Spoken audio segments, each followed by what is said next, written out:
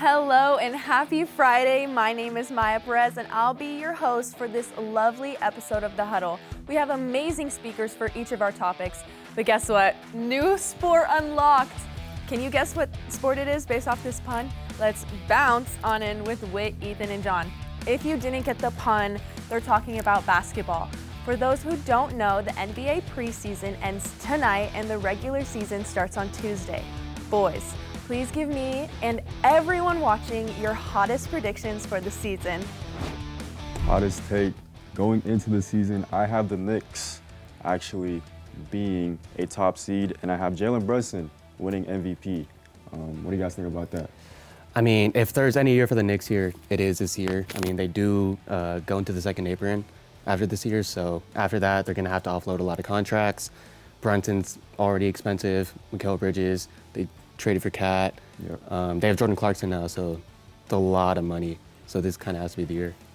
For me, I don't really see it. They come in, their first year head coach, although he's experienced, I think it's a little bit of a learning process between we don't know what offense he's going to run, we don't know what defense he's going to run. And other than Cat and Brunson, like you have Bridges, but I don't really see a lot of people who, when I look at that Thunder team, I'm like, okay, the 7th, 8th man is really good and any team would be lucky. I just don't see that with the Knicks. I will say, if there's any coach that I would want to run this team, it would be Mike Brown, because he keeps bringing that physicality. That's the type of coach that he is.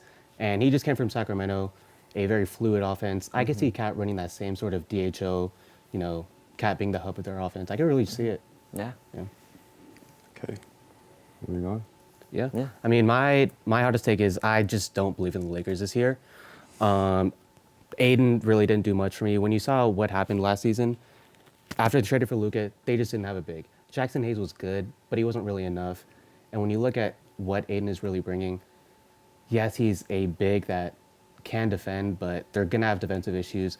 JJ Redick just talked about, or they just talked about how they just can't really find a defensive scheme because Rui can't really switch. Or Rui can switch, but, Aiden has to be that center that's really going to anchor the defense, and I just don't think it's really just going to work out. Yeah, talking off that point, when you have a star in Luka Doncic who has gotten better defensively, but not the all-star guard that you want, like on the defensive end, and then you have an aging LeBron. Of course, he's still LeBron, but he's not what he once was. And as you said, Ayton, you got to really look at what he brings to this team. Yeah, it's an upgrade to Jackson Hayes, but it's not okay, now we're title contenders move. They still really got to figure out how they all mesh together, and I'd really like to see them involve Dalton Connect more. I feel like he's yet to find a stride, and I'm really excited about that. Also, I'm really interested to see what it looks like with a full season of Bron and Luka, and mainly how that affects Austin Reeves. I've seen a lot of Lakers fans expect a all-star caliber season from him, and I just don't really see it. He's just not going to get enough touches. I mean, he's not really a super ISO-heavy guard, but I just don't see a world where he's really, putting up these huge numbers, having this all-star type of campaign. Yeah, I agree. I mean, as a Lakers fan myself, I'd have to say I don't really have, that high of an expectation. Like you said, the fit of DeAndre Ayton, I just question that a lot. Defensively. I feel like this team, at most, will be a play-in team. I don't think they're going to be one of the top 4 or 5 seeds in the West.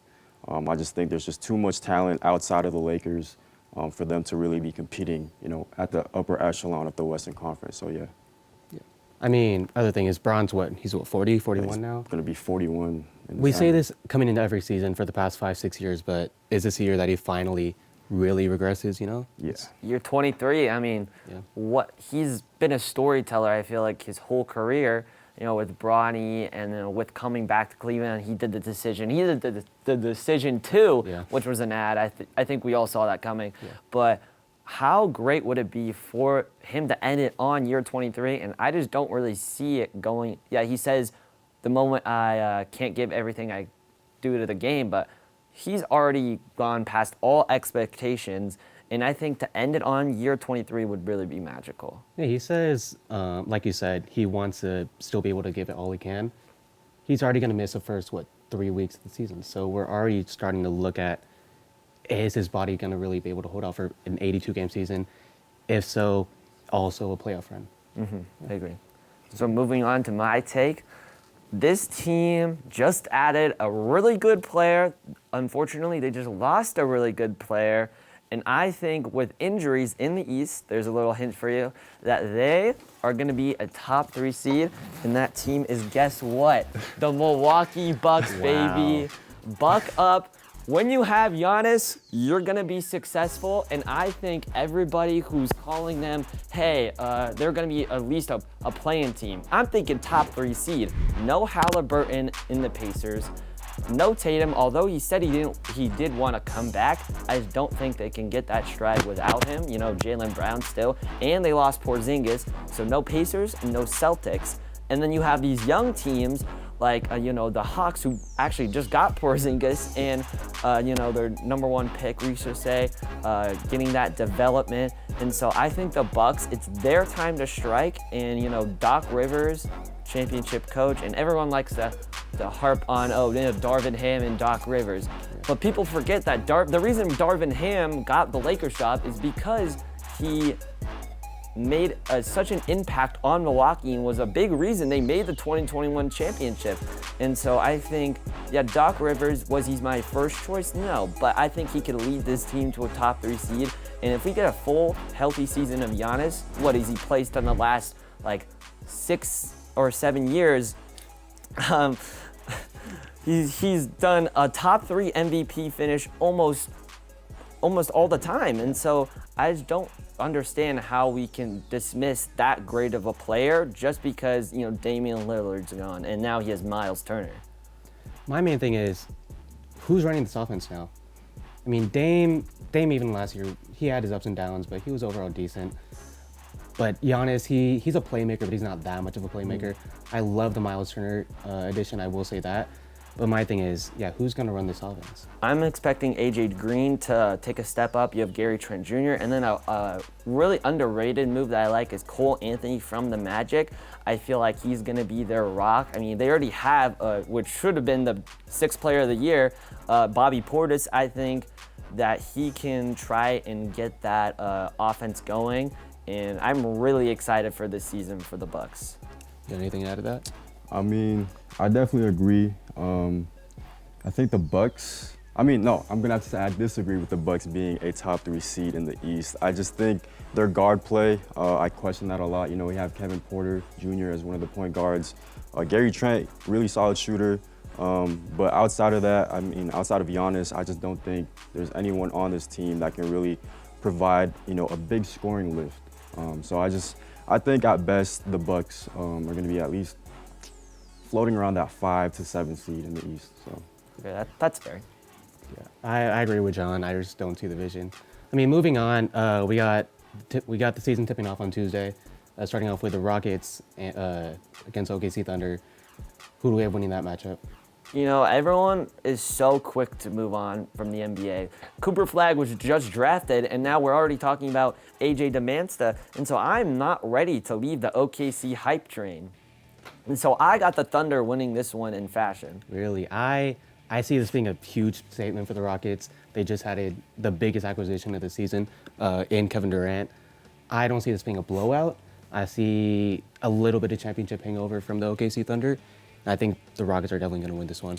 Yeah, I'm going to have to agree with you on that. I think the Rockets are going to steal this game from the Thunder. Obviously, I think the Thunder they're coming off that high of winning the championship. I think they're still going to need a little bit, of getting back into the groove of that in-season form. So I think the Rockets are going to definitely win that game. That was a slam dunk, you guys, but let's go hit a home run with Cynthia and Benjamin talking about the upcoming and the latest within the realm of baseball. Thanks, Maya. Currently, on October the 14th, the Blue Jays are down 0-2 in the series. They're going back to Seattle. So three games at Seattle. They swept Seattle in Seattle during the regular season, but they're 40-41 on the road. How do you think that correlates going back to Seattle? I think it's going to be a real tough series for the Blue Jays, honestly, going back to Seattle after going down 2 in their home field. I don't see how they come back from this, honestly. I think Seattle's going to go. I think Seattle wins in 5. I think Blue Jays can master like getting one in there, but at the end of the day, we're going to see Seattle come out of that. I mean, I don't want to count Toronto down. They've been one of the best teams all season, but they went 0-2 at home. They had a 54-27 record at home, best in baseball. I mean, you can't not win at home when you have that kind of record. So, but Toronto has done well. They haven't struck out. They struck out the least during the season. They batted. They're second in least strikeouts during the season. They only struck out 9 times. They walked 8 times. So they're at least putting the ball in play, but they're just not getting any offense. I totally agree. I think the momentum that Seattle has right now, I mean, they played that 14-inning game against, who was it? Detroit. It was Detroit. Coming off of that, I think they have all the momentum is on their side right now. And then they go off and they win the 2 games. It's just, I mean, yesterday's game was 10-4? 10-3. 10-3. I mean, I mean, sometimes you just can't compete against momentum, to be honest. And this game is all about momentum, especially in the playoffs. Like, regular season records go out the window. Everybody knows this. Same thing on the National League side. You got Brewers, Dodgers right now. Brewers are the top seed. They are number 1. But, again, it's all about momentum. Dodgers won first game.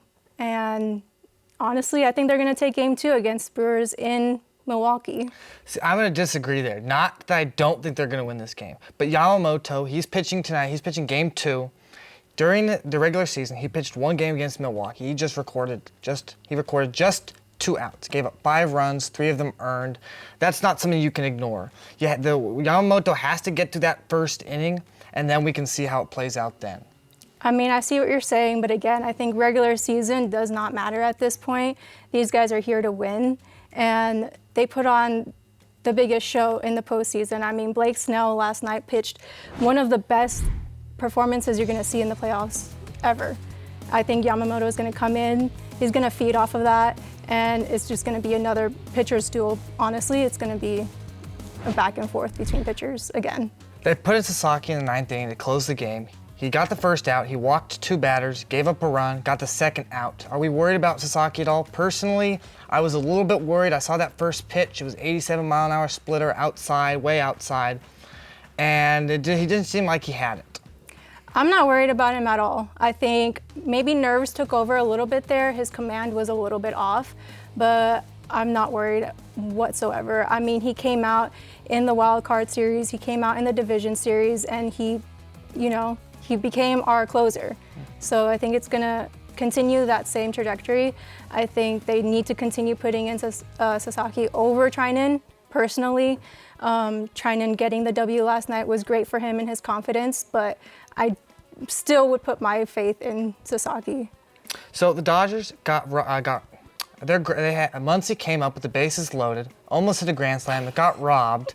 I see that you're laughing because I know what you're thinking about. What happened there? Teoscar doesn't score on a ball that's hit 400 feet. What happened there? That was a Little League base running mistake by Teoscar. And I wouldn't even say Little League mistake because this is something you learn really, really young. I mean, if everybody knows the rule, and he just dropped the ball there. I mean, I don't know what was going on. He tagged third, but then the ball hit the fence, and then he tagged third again. He should have scored. It should have been 1-0, 1 out, bases still loaded.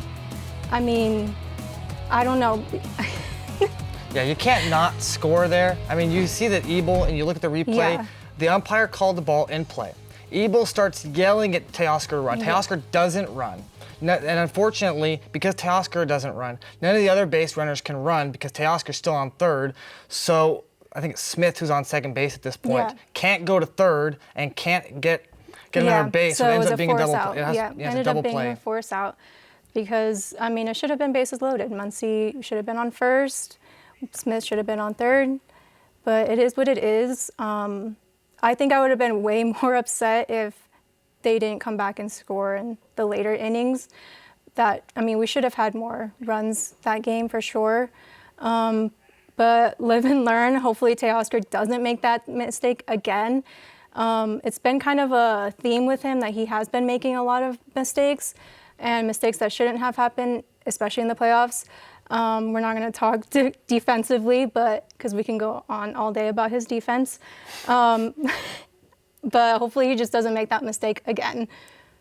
14 of the Dodgers' last 15 runs have been scored in the 6th inning or later. They scored a home run by Freddie Freeman last night. They got a run in the 9th.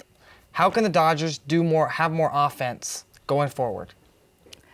I think it's batter by batter. I also do think Ohtani needs to step up to the plate. He did take some better at bats last game, which is a good sign. But him being our leadoff hitter right now, he really needs to play that leadoff hitter role. After that, I think it's just going to fall into place, honestly. Mookie Betts, Freeman, and so on and so on. But yeah, Ohtani needs to step up badly. Yeah, him and Pages seem to be the weak links of the Dodgers lineup right now. Pages, I think, is batting .044 in the playoffs, which is just awful. Tough. That's not good. That's really tough. Predictions for today's game and the upcoming series. Predictions for today's game. I'm going to take Dodgers, honestly. I think they learned from yesterday's mistakes. I think they're coming in feeling that, and they want to make sure that they go to LA up. I don't think they want to go evenly. Even if they do go even, though, I'm going to take Dodgers in 6. Okay. We can't ignore Yamamoto's struggles against Milwaukee, so I'm going to say the Brewers are going to win this game. But we're going to go back home. It's 1-1. We stole one of the games in Milwaukee. I think we can close this series in 6, like you said. Now, Seattle, they play their game tomorrow. And I think that Seattle can win this in 5. I think so, too. I think Toronto's going to probably grab Game 3, and then Seattle's just going to carry that momentum and just ride off with the series win. I think so, too. I think the momentum is all on their side right now. They got this in 5. They're going home for 3 games. There's just no way that they drop the ball on that one. Well, we'll just have to see, and good luck. You two hit it out of the park. But let's finish this blessed episode of The Huddle with a puck drop. And you already know who's back to talk about NHL. Nate and Kyle, take it away. Thanks, Maya. Once again, as your hockey dynamic duo, I'm Nathan Olson. That's Kyle Sparrow. And we have another hockey segment for you today here on The Huddle. But first things first, I know I'm not wearing hockey merch like normal. This is the Las Vegas Desert Dogs, the professional lacrosse team here in Las Vegas. And Kyle, it's box lacrosse is kind of like hockey's long-lost, hated cousin, you know? I was gonna say, you still have a ball, you still have like a little net that you you catch got a it goalie. in. That's Yeah. so it's basically the same I'd say thing. long lost cousin is not a bad thing. Yeah, long lost cousin. But that's enough about that. Lacrosse, still at the end of the day, is nothing like hockey. And boy, do we have some hockey news for you today. First things first, Connor McDavid signing a contract. 2 years, $12.5 million. I don't think that, because, we talked about Kirill Kaprizov not that long ago and, signing that massive contract.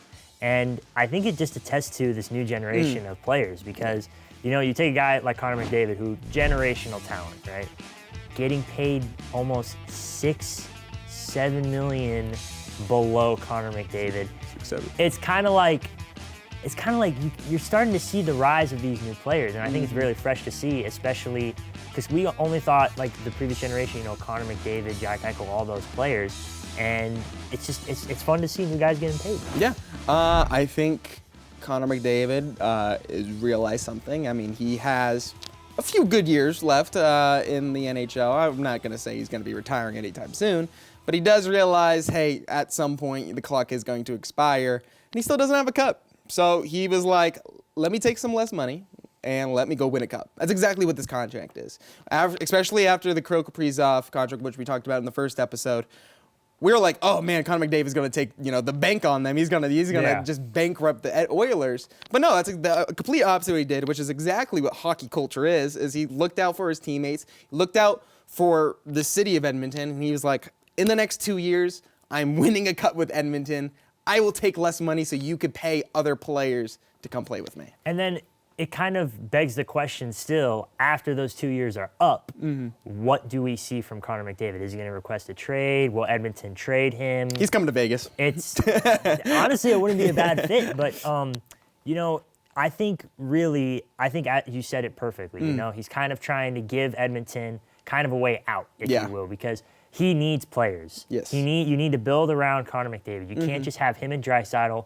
It hasn't worked. Yeah, we've seen it for the last 2 years specifically. I mean, in the years prior as well, but last 2 years made it to the cup, yet you're not hoisting it. So something's wrong, and I think this is step one of kind of a long process to get there. I bet you anything if the Oilers, which they normally are, which was still my Stanley Cup prediction, by the trade deadline, if they're in a position that they feel comfortable, that they're really going to go all out and basically have no draft picks for the next 5 years, but they don't care because they want a cup with McDavid. Because we were talking about it, they need to build depth because that was their one flaw. You had the defensive scoring, you had everything going for you, but you relied on Draisaitl and McDavid way too much. You got to rely, as we talked about, those enforcers, those role guys, those glue guys, and they don't have that. And as you said, trade deadline, it'll be interesting to see what Edmonton does with that extra salary cap, but I'm excited for the trade deadline. I think a lot of teams are going to be taking advantage of certain things, and it's just going to be fun. Yeah, the only thing is the trade deadline is still so far away, and we are actually back here for the start of the NHL season. This is the first week has finally come and gone. A lot of surprise teams to an early start. A lot of teams slacking back. We are still only, as of right now, 4 games for the max of the team's games played. So there's still plenty of to play. But hey, what are your thoughts on the season this early and so far? We're already 3 games into the season, and Sabres fans are already in mid-season form. I saw there's a viral clip going around, this guy ranting after a Sabres game, and it's not good to see. As a Sabres fan, we haven't made the playoffs in over a decade, and you have jerseys already being thrown on the ice. It's not good to see. You guys are 3 games into the season, and you already have fans throwing their jerseys on the ice. I'm like, Buffalo with the Bills and the Sabres.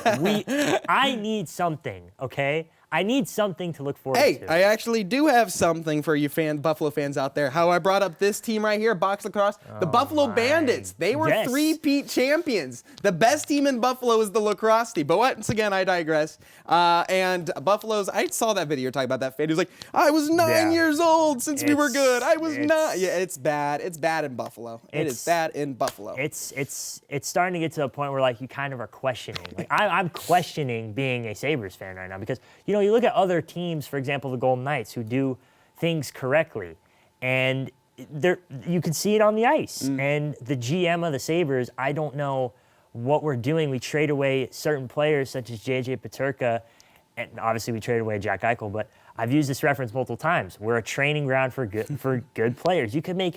I swear you could make an entire roster of players that have left Buffalo and have won a Stanley Cup. There's too many to list. We'd be here all day. Half of them are on the Florida Panthers. Yeah.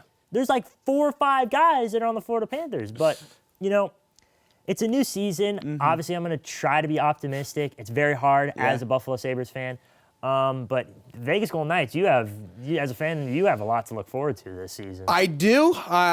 There are some concerns goalie-wise up front, but hey, in our first 3 games, we made it to overtime each time, and I was saying, hey, if you make to overtime in every single game of your season, you make playoffs. You still get a point. Yeah, that's 82 points minimum, and that's, in today's league, would be good enough for you to sneak into the playoffs. So if you make overtime every game, you win or lose, still make the playoffs.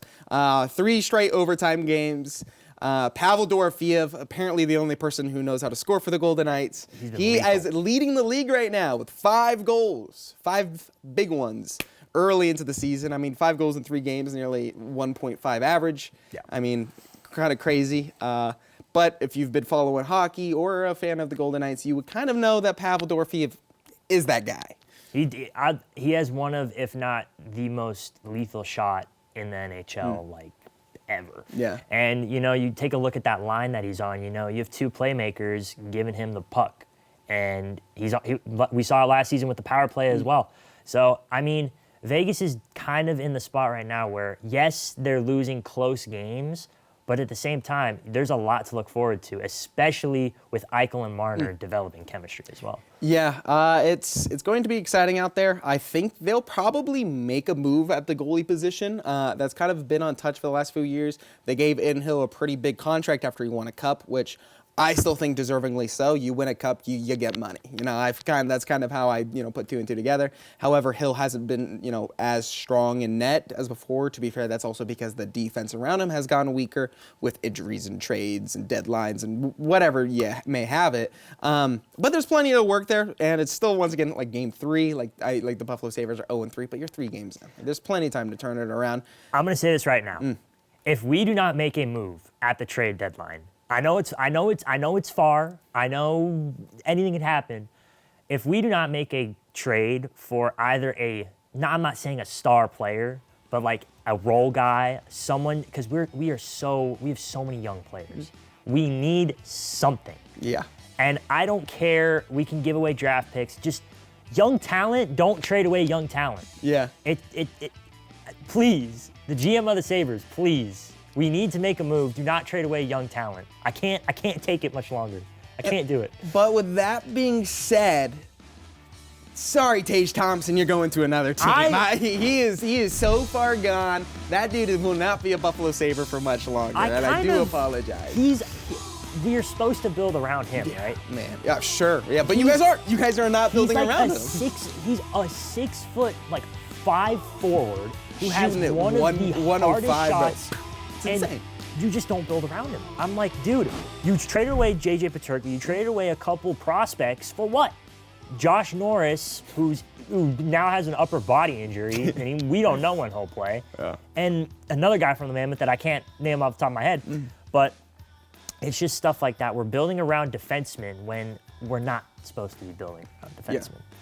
But around the league, though, you see all these. We do have 3 undefeated teams this early in the season. You see all of them, and it's good building chemistry because it's sad to see. Yeah, those 3 teams, by the way, are the, obviously the Carolina Hurricanes. Yep. No surprise there. The always offensively powered Colorado Avalanche. And the surprise third one, the Seattle Kraken. Now they've only played 2 games, winning both of them, but they did beat the Knights. And people are considering them a top cup contender right now. Seattle Kraken is a little bit of an interesting story for me. They've had a very good first inaugural year, and they made the playoffs, and then kind of just fell off the face of the planet. But now 2 wins. Early in the season, you start building that team chemistry, start feeling that little fire, you get that taste of victory, and then all of a sudden, 2 wins turns into 4, turns into 8, turns into 16, and next thing you know, turns into 32, and now you're in the playoffs. Yeah, I mean, they're doing a great job. They still have young guys. They have a lot to look forward to this season. I think Seattle Kraken fans arguably have some of the best jerseys as well. You can't. That glow-in-the-dark one, pretty sick. Their Winter Classic one. Kraken, sick name. Amazing. Kraken, sick name. Yeah. It's just a new team. You kind of like to see them doing well, I think. Talking about new teams, the Utah Mammoth. You're one of those guys, JJ Peterka. Peterka. Where did that come from? I don't know. So I'm not good about talking good about actual Buffalo players that aren't Jack Eichel. Anyways, going to Utah. Starting to get, a little bit of team chemistry over there, but I mean, Utah Mammoth want to beat the Seattle Kraken, and this is my own popular opinion. Come on now, Mammoth? Yeah, I don't think the Mammoth was the right call there, no, but definitely not. We actually got the privilege to watch the Mammoth with JJ Peterka and Dylan Gunther as well, and when he played for the World Juniors in Canada, he was amazing, and I think he's kind of picked up where he left off in terms of being an NHL, kind of a rising star, if you will, because he was on fire. Yeah, it's kind of crazy, and they also have Clayton Keller over there as well. They have a lot of young, crazy good talent that is raw. They need to really just shape them and be like, hey, this is your role on the team, go do it. And some players that's you scoring goals, some people that's passing, some people go lay out their star because they're doing too good. They need to kind of figure that out, and I think Utah will get there. But as of right now, I still don't see them as a playoff team this early on. It'll be interesting to see if they make any moves at the trade deadline because I think if memory few serves key it pieces correct, away. Yeah, they're almost there, and I think a young team like that and you get like a guy who. You get like not an enforcer guy, but a seasoned veteran that has playoff experience. I think could do wonders for this team. Yeah, that's something that like a lot of fans really don't know about the NHL. That's very, very good for a locker room is bringing in some guy that's been skating for over 15 years that has that playoff experience. It's kind of like bringing in a backup quarterback to teach a rookie how to play. Yeah.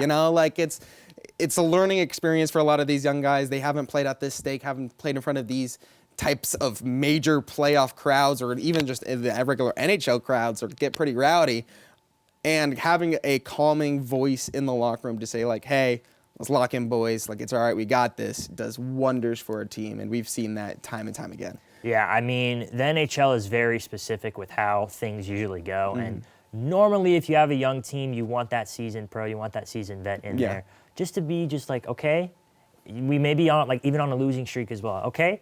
We're on a losing streak, but it doesn't mean we can't turn it around. Yeah. And it's gonna be a very exciting season. Yeah, it's gonna be a super fun season. But Kyle, before we go, I will give you one chance to change your Stanley Cup prediction. Yes. For those that did not see last episode, we both broke down who we think are gonna win the Stanley Cup. As I previously said already, I think it's gonna be the Edmonton Oilers, and he said I impulsively said the Rangers. I'm gonna change that pick. I saw the Rangers obviously blew out the Buffalo Sabres, as per usual. Yeah, but everyone's blowing them out.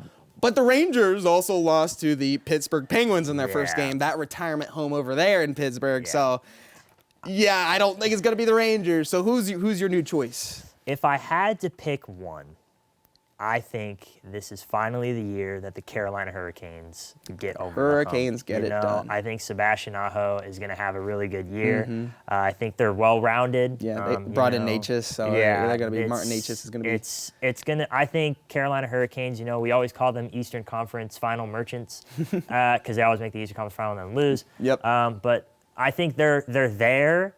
It'll be interesting to see if they make any moves at the deadline. I don't think they will, but I am shifting my pick from the Rangers to another Eastern Conference team, the Carolina Hurricanes. Well, you heard it here first. The Carolina Hurricanes are going to lose the Stanley Cup final. That's just what I've heard Listen, there. if they make it, that's fine. But if they lose, I was 50% right, 50% wrong. And sometimes that's all you can ask for. Exactly. But once again, thank you for joining us for another segment of hockey here on The Huddle. I've been Nathan Olson, and that's Kyle Sparrow. You already know it, and we will catch you around again. Peace. That's all, folks, for this episode of The Huddle. You can watch more next Friday, and make sure to follow all of our socials for some more epic content. I'm Maya Perez, your host. Those were our lovely speakers, and I'll see you guys next week.